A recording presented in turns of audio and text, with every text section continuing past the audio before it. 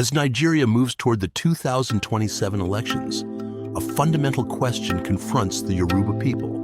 The growing political activity ahead of 2027 has triggered new alliances, defections, and calculations. But beneath the electoral excitement lies a deeper question. How will these political shifts benefit the peoples who make up Nigeria?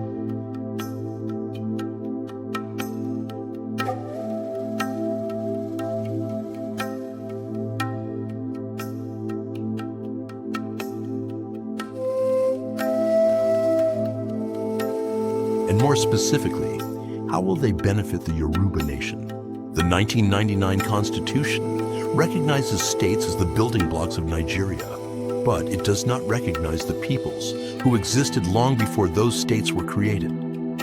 The result is that elections become state calculations, while the aspirations of historic nationalities are pushed aside. Yet language, culture, identity, and history cannot be replaced by administrative boundaries. Economic reforms are important, but economics alone cannot define a people. The Yoruba have always understood that many paths lead to the market.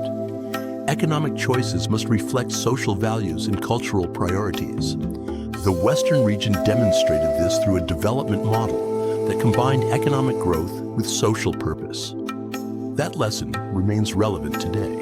Historically, major Yoruba-supported political movements had their center of gravity in Yoruba land.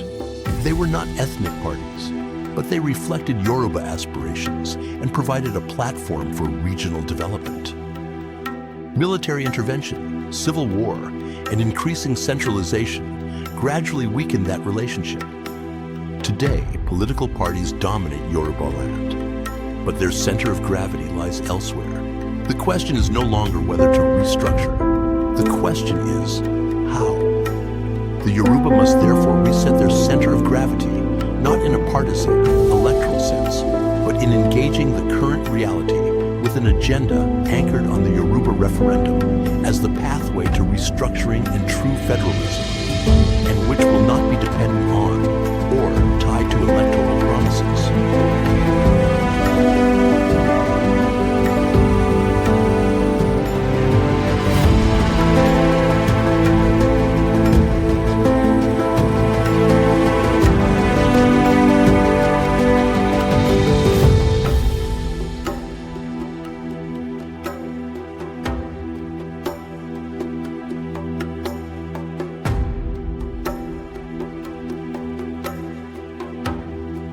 For decades, restructuring has largely remained within the realm of argument.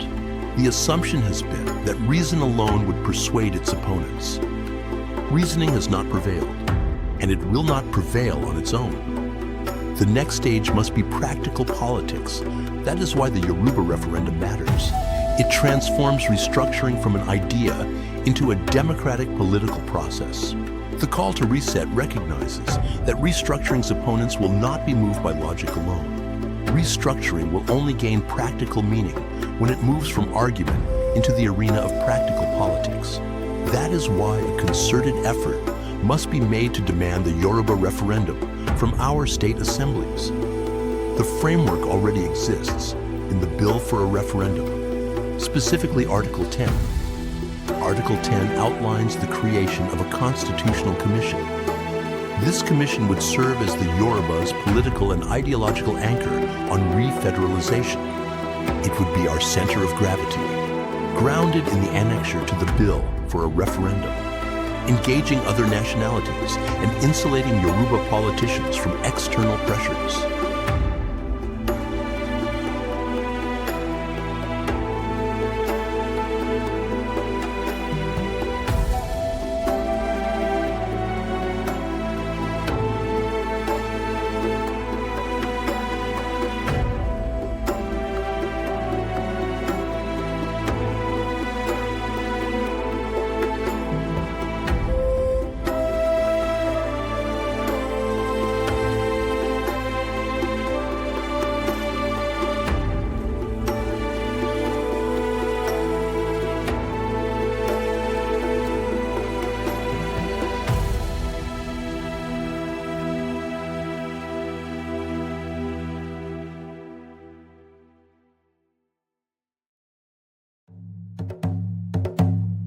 task before the Yoruba is not merely to prepare for another election.